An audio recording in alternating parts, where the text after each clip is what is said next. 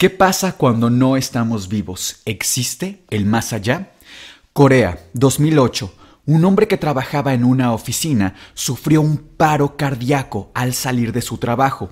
De inmediato lo llevaron a la sala de urgencias y cuenta que mientras los médicos lo intentaban traer de nuevo a la vida, él experimentó ver unas criaturas parecidas a seres humanos, pero sumamente altos y que parecían irradiar luz. Lo invitaban cálidamente a cruzar un túnel. Al instante, el hombre recuperó la conciencia y se estabilizó. Cuando abrió los ojos, no había túnel y ya no estaban estos seres. México, 1979. Una mujer cuenta que durante su cuarto embarazo comenzó a sentir mareos y los médicos le advirtieron que el embarazo se consideraba de muy alto riesgo, tanto para ella como para la bebé. El cordón venía enrollado en el cuello y la mujer tenía la presión sanguínea en límites peligrosos. Durante el parto, la mujer pierde totalmente la conciencia hasta que al abrir los ojos se da cuenta que algo raro está ocurriendo. Ella logró verse a sí misma, pero fuera de su cuerpo.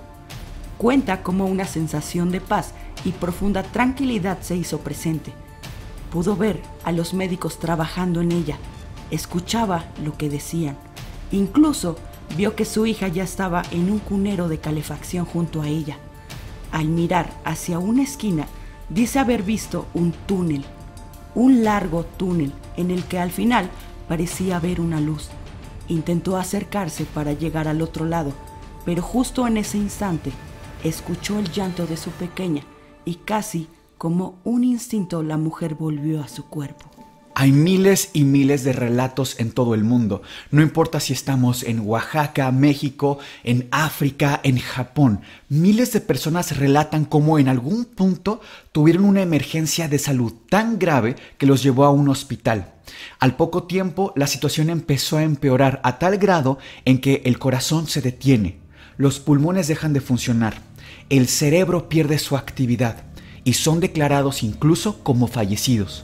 Y en ese momento es cuando muchas de estas personas cuentan cómo ven luces que salen del suelo, personajes que parecieran incluso ángeles, y este famoso e inquietante túnel en el que al parecer del otro lado no solo espera una luz, sino en muchas ocasiones personajes bien conocidos como la Virgen María, Cristo, Dios o incluso algunos familiares previamente fallecidos. ¿Por qué todas estas experiencias se parecen tanto? ¿Qué tienen que ver? Son las experiencias cercanas a la muerte, susceptibles de ser medidas en un laboratorio, y de serlas, sería este el primer paso para crear un puente entre el mundo de los vivos y el de los no vivos. ¿Cómo están? Yo soy el Dr. Miguel Padilla y este es un nuevo episodio del Antipodcast. Los quiero invitar a que se queden porque este tema es muy, pero muy interesante. Y como ya vieron, en esta noche nos acompaña mi hermana Fer Padilla. ¿Cómo estás, Fer? Hola a todos, un verdadero gusto estar nuevamente con todos ustedes. Y bueno, yo vengo bien preguntona, hermano. Está bien. Este tema me interesa muchísimo, siempre he querido saber un poquito más sobre ello. Y yo vengo con muchas preguntas. Muchas dudas, sí. Está bien, está perfecto. Pero ¿qué te parece si nos arrancamos con las invocaciones de esta noche? Porque la verdad es que este programa no sería posible sin todos nuestros muy estimados miembros. Recuerden también que pueden ver este episodio sin cortes, interrupciones ni comerciales pulsando el botón de unirme que aparece debajo de este video. Bueno, yo quiero empezar invocando a Marab6229, quien es miembro fantasma, y dice: los estaba esperando, excelente episodio. También quiero invocar a Nancy San Andrea 7374, quien es escoba voladora, y dice: el caso de David me recordó a la película El Sustituto. ¿Saben si está basada en él? Ay, ¿sabemos en qué episodio comentó eso? Sí, es en el de Proyecto de Control Mental Humano de MK Ultra. No me suena, ni siquiera me acuerdo haber mencionado la verdad a un David, pero la película del Sustituto es buenísima, de verdad. Váyanla a ver, creo que actúa en esta Angelina Jolie y bueno, la historia es increíble, de verdad. ¿Algún otro antisaludo que tengas? Sí, el último. Quiero invocar a María Cis 1741, quien es miembro calabaza, y nos dice: Buenas noches, Miguel y Sergio. Voy a agregar Fer, porque Sergio está detrás de cámaras. Estaba ansiosa por un nuevo episodio. Espero mi saludito. Les mando los mejores deseos para este nuevo año y todos los éxitos desde Jujuy, Argentina. Creo que es desde Jujuy, Argentina. Sí, probablemente. Que por cierto, aquí está Sergio detrás de cámaras. ¿Algo que quieras comentar, amigo? Ya será mucha lata diciendo que compren tazas, por favor. Pero sí, que compren tazas, por favor. Yo quisiera invocar a María R. Morales, que es miembro Caldero Mágico, y dice: vengo a saludar y a desearles un feliz año 2024. Y vengo a ver qué insignia tengo. Pues querida María, eres miembro Caldero Mágico, y si te esperas al siguiente mes, te convertirás en miembro Escoba Voladora. También invoco a Cariey Jiménez Pacheco 9126, quien también es miembro Caldero Mágico, y dice: gracias Sergio y Miguel, nos encantó este episodio. Ya los esperábamos con muchas ansias para retomar nuestras rutinas. Siempre interesante el tema del proyecto MK Ultra. Nos hubiese gustado saber si hay información sobre qué tan acertados a sus propósitos eran. Bendiciones en este nuevo año a ambos desde Veracruz. Muchísimas gracias, querida Cariey. Y pues qué bueno que les gustó este episodio. La verdad es que nos dimos un pequeño descanso en fin de año. Tuvimos unos contratiempos también, pero bueno, aquí cero drama y mucho terror. También quisiera invocar por último a Alma Amparo García Zamorano 5978, quien es miembro Escoba Voladora, y dice: feliz 2024 mis queridos Sergio y Miguel, que tengan un gran año, bendiciones y todo mi cariño. Muchísimas gracias, querida Alma, te deseamos también un feliz año, y bueno, abrimos así este espacio lleno de ciencia, libros, magia e historias de terror. Esto es el Antipodcast. Pues me gustaría arrancar este tema haciendo una pregunta. Estaba viendo precisamente hace unos días tus historias de Instagram donde compartías los hallazgos que tenías sobre esto y que existía un túnel que ya desde hace muchísimo tiempo había que llevaba las almas al más allá. ¿Qué es esto? ¿Qué trata? Ok, les platico. Como en otros episodios les he comentado que los antiguos griegos hablaban mucho de todo un protocolo que tenían, un protocolo que seguían cuando un miembro de su comunidad perdía la vida. Uno de los aspectos más interesantes es que a mí me encanta, les juro, la cultura griega y estudiarlo desde sus tradiciones, desde sus costumbres y también desde la mitología griega. Soy un aficionado a estos temas. Y una de las características bien interesantes que tenían ellos era cuando un miembro de la comunidad fallecía, hace cuenta que tomaban, y esto ya lo he contado antes, tomaban el cuerpo y lo envolvían en una serie de sábanas para trabajarlo, pero lo que viene a colación de este tema es que lo ponían en la puerta de su casa. Okay. Y le abrían la boca y le ponían un pedacito de metal que era un óvulo. El óvulo, hace cuenta que es como para nosotros un centavo, ¿no? Que es como un fragmento del peso. Para ellos, un óvulo es la sexta parte de un dracma, como su peso, vamos a llamarlo, o su dólar, si lo quieren entender así. Pero ¿por qué diablos le pondrías una moneda a un cuerpo debajo de la lengua y le cerrarías la boca? Sí. Esto es porque esta moneda funcionaba para pagarle a una entidad fantasmagórica que los llevaría al inframundo. Me refiero a Caronte. Caronte era el barquero del inframundo de Hades, o sea, los transportaba hasta el otro lado. Wow. Y no es la única cultura que así lo veía, como una especie de pasaje. También, por ejemplo, los egipcios pensaban mucho en cómo el alma iba a llegar a la transfiguración, es decir, iba a cambiar para un nuevo ciclo, ¿no? Y es que si nos pensamos a detener todo este fenómeno de cómo la gente en la antigüedad veía el inframundo o el más allá, siempre había un proceso, un pasaje, un camino. Igual, por ejemplo, pues en nuestra propia cultura en México, el Mictlán, y que también los perros que teníamos, como los Xoloscuincles, pues funcionaban como una especie de guías, ¿no? Entonces creo que diferentes culturas tienen una visión muy muy similar. Hay una pintura que a mí me fascina de verdad y desde niño, la verdad es que no me acordaba de niño cómo se llamaba, no la sabía por nombre, pero desde que yo la vi me enamoré de esta pintura. Se las vamos a poner en pantalla, es la pintura de El ascenso de los beatos de El Bosco. Seguramente cuando digo El Bosco mucha gente se acordará de él. Algunas personas tal vez porque es un pintor del 1500, o sea, ya tiene mucho tiempo. Pero esta pintura, Fer, es increíble porque nos muestra cómo ángeles van tomando las almas de las personas y ves al fondo un túnel. La verdad es que así como bella, también es muy inquietante. Entonces fíjate cómo prácticamente desde la antigüedad, egipcios, griegos, aztecas, mayas, pero también en el medievo, o sea, ha sido un camino que tenemos bien recorrido de este túnel. E insisto, ¿por qué tantas personas tienen una experiencia pues tan similar? Y de verdad que es un tema muy fascinante. Iremos desmenuzando el por qué a nivel incluso científico. Okay. Pero bueno, ese sería como el origen del mundo antiguo. Va. A ver, pero tengo una duda. En términos de ciencia, ¿cómo es que se define la muerte en sí? Te quiero decir, yo sí creo en el más allá, en que sí tenemos un alma.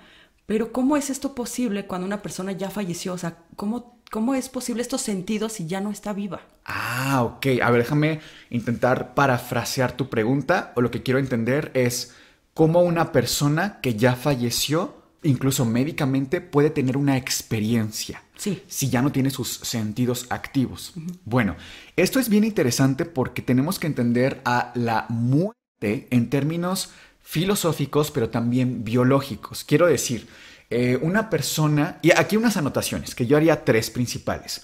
Cuando decimos que un paciente falleció, número 1, el corazón dejó de latir y sus pulmones dejaron de funcionar. Número 2, el cerebro también dejó de tener actividad. Incluso en un estudio que seguramente has visto que les ponen como un gorrito, sí, y salen como unas rayitas así, eso se llama electroencefalograma. Queda plano porque ya no hay actividad. Okay. Y número 3, y aquí es donde hay mucha confusión, es que en un cuerpo fallecido hay vida. En un cuerpo fallecido hay vida. Y esto a mucha gente le hace ruido, como que no les cuadra que, insisto, en un cuerpo fallecido haya vida. Pero lo podemos también ver, por ejemplo, a nivel laboratorial, en un laboratorio, cómo hay ciertos cambios cuando una persona ya falleció a nivel celular. No sé si se acuerdan, pero la célula tiene diferentes partes, que es el citoplasma, el núcleo, todos hicimos esta típica maqueta, ¿no? Sí. Todos ahí medio nos acordamos. Pero hay una parte que son como los pulmones de la célula, que se llaman mitocondrias. Las mitocondrias tienen cambios, son los primeros organelos que tienen cambios cuando la célula pierde la vida. Sin embargo, insisto y no quito el dedo del renglón, que hay vida en un cuerpo fallecido, porque no todas las células fallecen al mismo tiempo. A ver, pero no te entendí muy bien, no me quedó muy claro. No sé si nos los puedas explicar en español, a mí en cristiano, por favor. A ver, ok. Imagínense que tenemos aquí un cuerpo tendido de una persona que en este momento le dio un paro cardíaco. Falleció. Le revisamos el pulso, le revisamos que no tenga movimientos, que no tenga reflejos, etc. Hacemos una especie de diagnóstico mortal. Okay.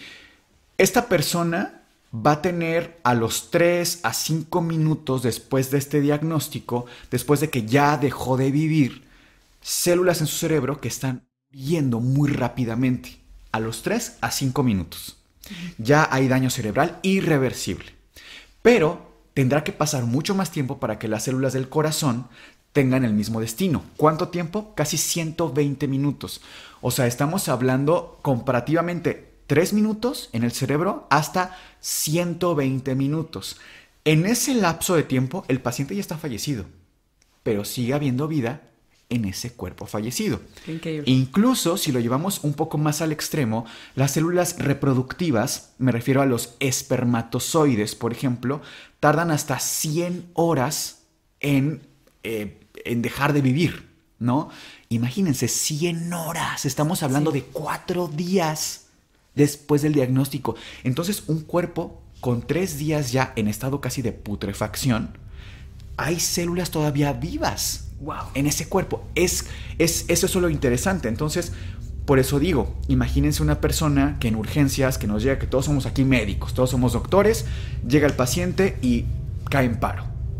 Ese paciente que está experimentando ciertas cosas, ¿no? Que sale de su cuerpo, que ve el túnel, que ve ángeles, que ve a la Virgen, etc. Varía, pero consistentemente se parecen todas. Sigue teniendo vida en ese cuerpo, incluso a nivel cerebral. a pesar de que se le haya un diagnosticado, literal, un diagnóstico mortal. Ok, criminológicamente me queda claro, pero como médico, ¿tú cómo determinas que una persona ya ha fallecido o bajo qué criterios lo determinas? Ok, es peculiar porque una persona no puede autodiagnosticarse fallecimiento. Por supuesto. O sea, no se puede, ¿no? Y aunque parece algo obvio, mucha gente que cuenta que tuvo estas experiencias que estamos hablando, dicen, es que yo me morí. Cuando a veces no es así como tal, sino que tuvieron una experiencia cercana a. Okay. Número 1. Número 2, los médicos, y yo creo que criminológicamente debe ser muy similar. Sí. Lo que pasa es que no hacemos un diagnóstico buscando signos positivos de fallecimiento, sino buscamos signos negativos de vida. Por ejemplo, me refiero a el paciente no tiene pulso. A nivel cardíaco no se escucha, no se percibe el pulso, pero tampoco pulsos periféricos en diferentes puntos anatómicos. Número 2, el paciente no respira. Número 3, el paciente no tiene movimientos, o sea, no puede de pronto hacer cualquier tipo de movimiento. Claro. Número 4, estos movimientos tampoco pueden ser reflejos. ¿A qué me refiero? Por ejemplo, el reflejo tendinoso, el típico de la piernita que te hacen, ya no está presente. En cambio, hay ciertas cosas que se quedan muy evidentes. Por ejemplo, hay un fenómeno que se llama midriasis paralítica. ¿Qué es esto? Que la pupila la tienen sumamente dilatada y así se queda, paralizada ahí la pupila. Otro ejemplo es que tienen cianosis. La cianosis es una coloración azulada, por ejemplo, alrededor de la boca, en los dedos. Se va generalizando, es cierto, pero son como de los primeros. Incluso esto es también común, por ejemplo, en pacientes que tienen epilepsia, que dejan de respirar por un tiempo. Quienes hayan visto un paciente que le da un ataque epiléptico, que empieza a convulsionar, no me dejarán mentir que es bastante impresionante porque pareciera que se privan y se ponen azules de los labios y de los dedos. Y es muy impresionante, ¿no? Y más en pequeñitos, pero esta coloración azulada se llama cianosis y es uno de los puntos también clave para hacer el diagnóstico determinante, ¿no? Bueno, regresando un poquito al tema, te pregunto directamente como neurocientífico, sí. ¿Qué opinas de estas personas o estos casos que las personas ya están como determinadas casi como fallecidas y regresan a la vida como tal? Que tienen esas experiencias. Así Mira, es. desde los años 70, concretamente en 1975, hubo un médico muy famoso que se llama Raymond Moody. Este señor se dio cuenta justo de lo común que eran estas experiencias. E insisto, que no importaba desde qué lugar del mundo la describieran, consistentemente se parecían. Ahora, este hombre se dio cuenta también que hay ciertos cambios. Ejemplo, si la persona perdió la vida, hago entre comillas, porque puede ser que se acerquen al diagnóstico mortal o que sí se le determinó el diagnóstico mortal. Sí. Claro que son mucho menos los casos en los que se determinó el diagnóstico mortal, sino más bien la gran mayoría son cercanos a. Cabe aclarar eso también. Sin embargo, él se dio cuenta que, por ejemplo, en caso de que fueran fallecimientos relacionados con algo del corazón, un paro cardíaco, por ejemplo, la mayoría sí tenían estas experiencias, más o menos del 10 al 23%. Pero cuando era algo relacionado al cerebro, era solamente el 3%. O sea, este hombre, si bien no llegó como a un descubrimiento, ¡wow! Increíble, es por esto y esto y esto, la verdad es que asentó las bases para que a través de un protocolo científico pudiéramos empezar a hablar de este tema. Porque lo cierto es que antes de este punto se tomaba como no, gente loca, o sea, ¿cómo crees que vas a salirte de tu cuerpo, por favor, no? Y la verdad es que quienes hemos experimentado algo relacionado a una experiencia extracorporal, se nos toma así como de estabas con alguna sustancia y la verdad es que a veces te pasa así, ¿no? En este caso, este médico, te digo, asentó las bases, pero también se dio cuenta de que hay ciertos fenómenos en el cerebro. Por ejemplo, que baja la glucosa muchísimo, que se eleva el dióxido de carbono y que el oxígeno también disminuye considerablemente. Ya después y en la actualidad hay muchos artículos científicos que hablan de esto, ya con un protocolo un poco más interesante. Ahora, también cabe la pena mencionar dos anotaciones. La primera es que imagínense que están en urgencias, insisto, porque esto pasa mayormente en escenarios de crisis inmediatas, o sea, estás en una emergencia literalmente. Okay. no nos da tiempo como médicos, y se los digo, ok, bueno, vamos a investigar si tiene una experiencia cercana y ve a la Virgencita María. Sí. No, o sea, es sacar al paciente de inmediato, está en paro, ¿sabes? Por eso también lo poco que sabemos de estas experiencias está tan limitado. Es por ahí, no crean que porque no hay evidencia, sino porque realmente no es tan fácil obtenerla. Por un lado. Y por otro, si bien estas experiencias a nivel científico se están estudiando y son reales y son medibles en actividad cerebral en el lóbulo parietal, sabemos también que en el cerebro se activa una parte que es el sistema límbico. Es la amígdala, que la amígdala está muy relacionada con las emociones. De ahí que podemos deducir a nivel neurocientífico que todas estas personas que comentan ver el túnel, ver a Cristo, ver a la Virgen María cuando están en una experiencia cercana al fallecimiento, sienten paz. La enorme mayoría. Hay un pequeño porcentaje que sienten angustia. Y aquí vengo adelantándome un poquito a una pregunta también. Uh-huh. Estaría bueno investigar qué tan inquietante o desagradable es esta experiencia para una persona moralmente mala. Híjole.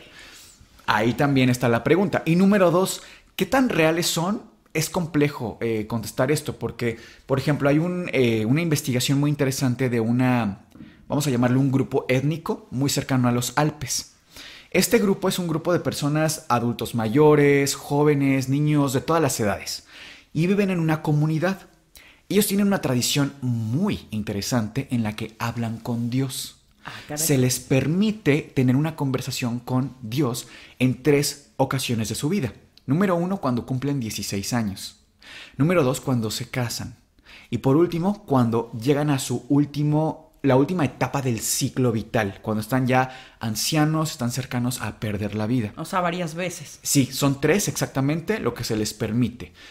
Pero el protocolo de cómo hablan con Dios es también fascinante, porque se les da una bebida que a mí me recuerda personalmente mucho a la ayahuasca. Oh, sí, sí, sí. Ajá. Esta bebida les preparan con varias cosas naturales, plantas, extractos y demás, y se ha investigado esta bebida y tiene efectos psicodélicos, es decir, de una diferente percepción de la realidad. Yo preguntaría aquí a la gente, sobre todo religiosa, que nos pueda estar escuchando, ¿qué tan reales considerarían estas conversaciones con Dios? Podríamos pensar, no, es una alucinación totalmente, o podríamos irnos por el camino de este tipo de sustancias abren la mente. Y lo hablábamos también en el episodio de MK Ultra, cómo a través del experimento de ciertas sustancias, como lo comentábamos, ¿no? Poníamos varios ejemplos, se abría, digamos, la posibilidad de percibir de diferente forma la realidad. Quiero decir, y lo hablábamos, la sinestesia, por ejemplo, ¿no? Que pudiéramos oler colores o que la experiencia sensorial fuera distinta. O sea, todo esto creo que viene a traer muchas otras preguntas. Si es una alucinación meramente y es no real, o es el abrir una puerta a cosas que no percibimos en nuestro estado natural. Y te cuento un poco más, porque estas experiencias, repito e insisto, sí que han sido estudiadas por la ciencia. En 1980, 2 investigadores, Grayson y Stevenson, publicaron 78 casos de estas experiencias, reconociendo que hasta 7 de cada 10 personas que las experimentaron recibieron una distorsión del tiempo. Se hizo más lento, incluso para algunos se pausó totalmente el tiempo. Esta misma cantidad de personas, 7 de cada 10, percibieron calor y ausencia de dolor. 5 de cada 10, es decir, la mitad, encontró a otros seres. 6 de cada 10 identificó ruidos y hasta música. Y 3 de cada 10 reconoció haber entrado al famoso túnel o incluso observar sus memorias de manera panorámica. Algo que me inquieta respecto a todo esto, y es una duda más, ¿qué pasa con los pequeñitos? O sea, por ejemplo, los bebés, los niños muy, muy chiquitos, ¿tienen como esta misma acción o este tipo de consecuencia, por así decirlo, por ejemplo, con alguien que fue malo socialmente, como un convicto? ¿Qué pasa aquí? Es lo que estábamos comentando previamente. La verdad es que hasta donde llega mi bibliografía científica, que créanme que estuve obsesionado con este tema, no hay ningún estudio, por ejemplo, en personas que hayan cometido algún tipo de acción no legal, ¿no? la verdad es que no hay estudios que nos puedan respaldar en ese sentido, pero sí los hay con pequeñitos o gente muy joven. Algo que se relata mucho por parte y que se repite de verdad muy consistentemente en pequeñitos que tuvieron algún problema de salud grave, muchas cirugías, cáncer y que tienen este tipo de experiencias que se les llama, por cierto, experiencias cercanas a la muerte o NDE por sus siglas en inglés. Esto ya más o menos a principios de los años 80, que se le da como un nombre y un protocolo. Cuentan estos pequeñitos cómo perciben a un ser de luz que los toma de la mano y los acompaña durante todo el proceso. Qué increíble. Sí es increíble, la verdad. Hay un par de casos, por ejemplo, hay una chica en Long Island, Estados Unidos, que tuvo también un caso bien interesante, porque hagan de cuenta que ella padeció mucho de su salud, de diferentes cosas, o sea, tenía un expediente gigantesco de cirugías, de tratamientos, hasta experimentales, porque tenía de verdad muchos problemas de salud, no podía ni caminar, etc. Y ella cuenta, pues, que no había mucho que hacer por su caso, ya lo cuenta más grande, obviamente, también su familia, Sí. pero en uno de estos momentos de crisis de salud tuvo esta misma experiencia de ver al túnel, pero ella cuenta cómo del túnel salió una persona que era una mujer. Esta mujer irradiaba luz, irradiaba paz y habló con ella, la calmó, la acompañó y le dijo: no vas a irte conmigo, te vas a quedar aquí, pero vengo a acompañarte. Bueno, ella como que regresa a su cuerpo. Y al momento, poco tiempo después, habla con su mamá, esta chica de Long Island. Y la mamá le dice, pero pues, ¿cómo era ella? Descríbemela. Se la empieza a describir y la mamá saca una fotografía y le dice, es ella. Y pues sí, era su abuela, pero nunca la conoció y nunca había visto una foto de esta mujer. Porque traían un tema familiar, pero el punto es que nunca la había visto. O sea, son cosas que dices, ¿cómo? Sí, ¿cómo es posible? Totalmente. Hay otro caso, esto ocurrió en Sutherland, es un chico de 12 años, un poquito más grande, que a lo mejor tan pequeñitos, pero igual creo que está bastante joven. Y este chico padeció más de 17 cirugías. Uf. O sea, procedimiento tras procedimiento, y eran muy agresivas las cirugías, e igual cuenta que en muchas de ellas tenía pues experiencias extracorporales, salía de su cuerpo, y cuenta que también siempre le acompañaban seres de luz que lo calmaban. Y él incluso en una entrevista también, que no quiero decir que se hizo famosa, pero sí salió en los medios, él contaba que su mensaje era, es que no le tengan miedo al más allá. O sea, les juro que el más allá es mucho más hermoso y tranquilo y maravilloso que lo que vivimos en la tierra. O sea, pareciera incluso que la tierra es más infernal que el más allá. Y él de verdad con una seguridad que decía, no, es que allá están los ángeles y nos están esperando y nos acompañan. Y de verdad hasta a mí me movió el pensar, bueno, qué bonito, ¿no? En ese sentido, porque siento que cuando alguien fallece lo vemos como con tanto dolor. Dolor, sí. Con tanta inquietud, con tanto malestar. Y pensar que igual y lo malo está aquí y lo lindo nos está esperando del otro lado. Oye, a mí la verdad es que me gustaría... Qué tranquilizante, sí, ¿no? Empezar a verlo más así. Oye, y a todo esto, ¿se podría replicar? O sea, si yo quisiera tener una NDE de forma segura, ¿se podría? Ay, no sé si de forma segura. Les voy a mostrar. Hay un artículo científico, creo que es de 2019. Te voy a mandar la imagen a tu celular. De una gráfica, y esta gráfica nos muestra algo muy interesante, y es que, se las voy a explicar, yo sé que si la ven dicen, ¿y esto qué diablos? Pero fíjense primero en los ejes. Los ejes son las flechas. El primero, que está horizontal más o menos, que dice wakefulness, quiere decir la vigilia, que la persona esté despierta. Esto es una característica de las experiencias cercanas a la muerte, o las NDE, ¿no? El estar consciente, vamos, despierto, más que consciente, despierto. De acuerdo. Esa sería como la primera característica. Luego, vámonos con el eje que va como hacia atrás, que dice connectedness, que es conectividad. Es decir, si tu experiencia está conectada con lo que pasa afuera de tu cuerpo o no está conectada. Quiero decir, Una persona que está teniendo este tipo de experiencias está consciente a lo mejor de lo que están contando los médicos, de algún dato en especial, que vamos a administrar epinefrina, tantos miligramos, o sea, ¿sabes? Por ahí va. Y el último eje, que es el de internal awareness, que es la conciencia. Ok. Imagínense a la conciencia, no sé si han visto Hombres de Negro. Sí. A los estos como extraterrestres que viven como dentro de un robot y están en la cabeza y les abres así el cráneo y está el robotcito sentado, el extraterrestre sentado, ¿no? Así imagínense la conciencia. Es este diálogo interno que está dentro de nosotros, como esta voz que nos acompaña, ¿no? Esas 3 características deben estar o se han mostrado que están en todas las experiencias NDE. Entonces, ahora fíjense también en que si bien hasta arriba hay un circulito que dice Near Death Experience, que es experiencia cercana a la muerte, está casi exactamente en la misma posición que anestesia inducida por ketamina. Es lo que más se te va a parecer a una experiencia NDE. Okay. ¿Por qué? La ketamina es una sustancia que se sintetizó, si no mal recuerdo, en 1962 y es un anestésico. Pero este anestésico se ha visto que tiene efectos psicodélicos. Es decir, y una así típica, esto se utiliza mucho en grupos de jóvenes y se ha investigado cuando consumen pues de forma regular ciertas sustancias.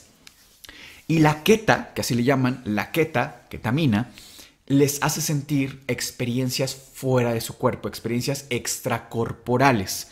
Aquí también quisiera hacer un pequeño paréntesis a mi punto de vista, lo mucho que esto se parece a los viajes astrales.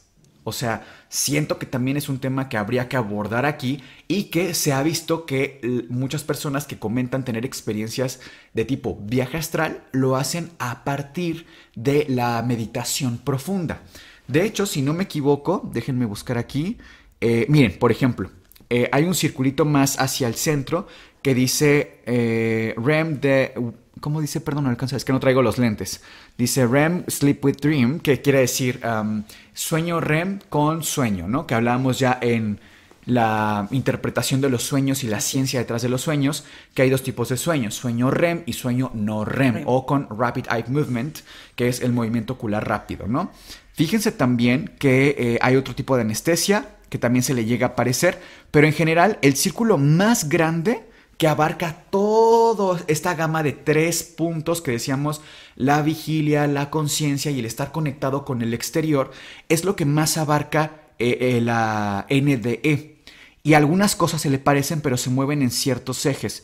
Por ejemplo, también hay las alucinaciones inducidas por psicóticos o por sustancias psicodélicas en un apartado mucho más hacia la conectividad. Es decir, dependiendo de cada una de las experiencias, se van manejando que se muevan de acuerdo a estos ejes. Pero lo que más se parece 100% es el uso de ketamina y quizá en otros artículos científicos que llegué a encontrar es la meditación muy profunda. Pero te hablo de personas que no meditan 15 minutos. Te estoy hablando de que meditan durante horas y durante años. Incluso que tienen una práctica muy cercana al yoga, incluso al rezo. Esa es la otra, que también a mí me llama mucho la atención, porque algunas personas comentan ver a la Virgen, ver a Dios. Sí. Eso a mí me inquieta mucho desde la perspectiva de por qué. Bueno, cabe mencionar también que los artículos científicos han mostrado que personas que no creen en Dios o que no son religiosas por ejemplo, que creen en la Virgen María, sino que tienen otro tipo de religión, nunca la ven. O sea, solamente quienes creen en la Virgen desde antes la llegan a ver en este tipo de experiencias. Ahí también lo pongo sobre la mesa, ¿no? Pero, quería comentar lo del rezo. Se ha visto, Fer, que el rezar tiene beneficios a la salud, porque el rezar es muy similar a nivel fisiológico a la meditación profunda.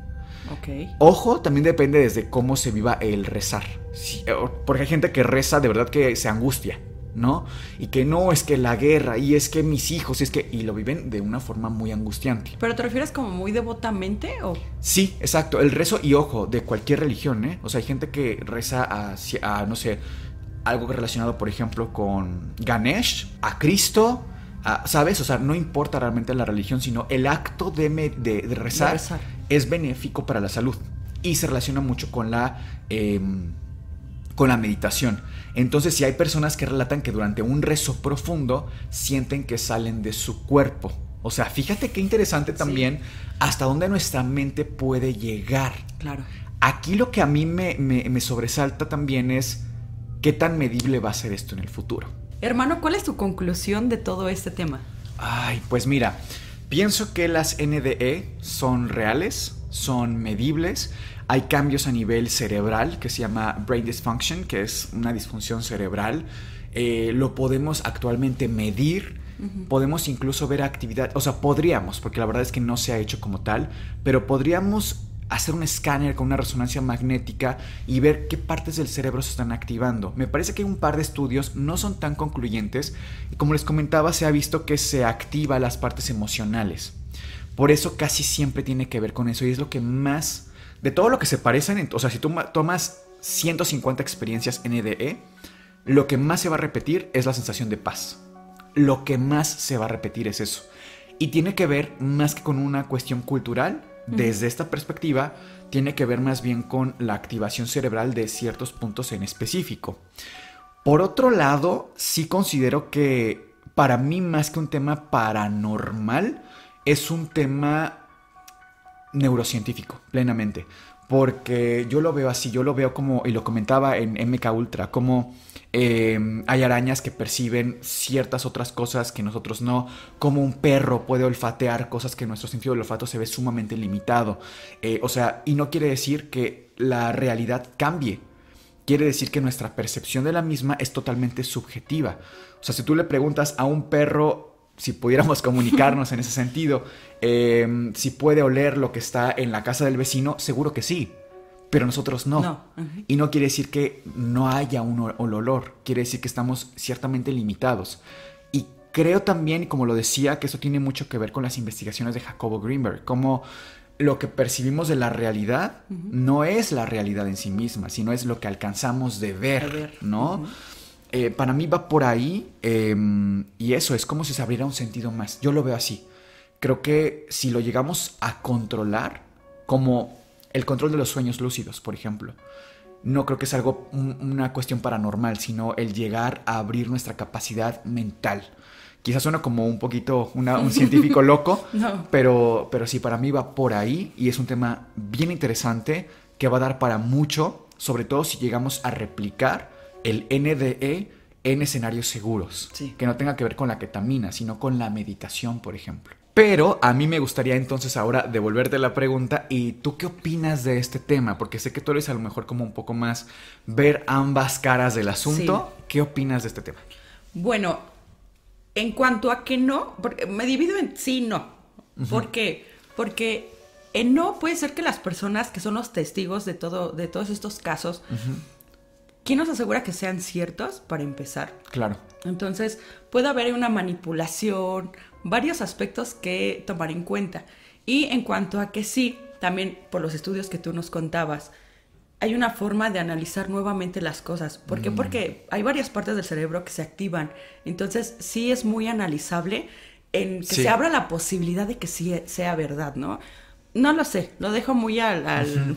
Sí, yo también, fíjate que ese punto que tocas me parece bien interesante, porque claro, los testimonios pueden ser documentados, pero no pueden ser comprobados. Exacto. Sin embargo, y aquí tocaste el otro lado que también es bien puntual, es cómo finges una actividad cerebral en un estudio de imagen. O sea, no es como que, a ver, déjame activo la amígdala en este momento. O sea, es complejo y más en escenarios de crisis fisiológica, ¿no? Claro. Donde la persona no está ni siquiera a veces como tal en sus 5 sentidos. Si claro.